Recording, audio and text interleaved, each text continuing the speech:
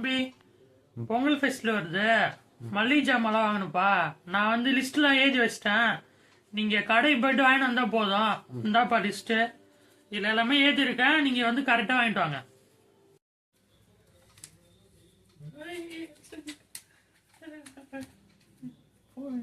கடைக்கு போறேன் போய் சாக்லேட் வாங்க போறேன்.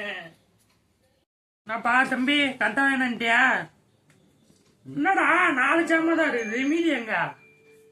என்னது மீதி எங்கடா?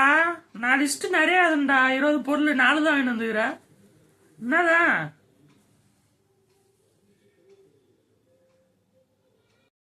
லிஸ்ட் எடுத்து நான் பத்திரமா தானே போவேன்.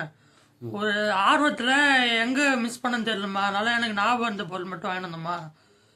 என்ன மன்னிச்சிருமா, அடிக்க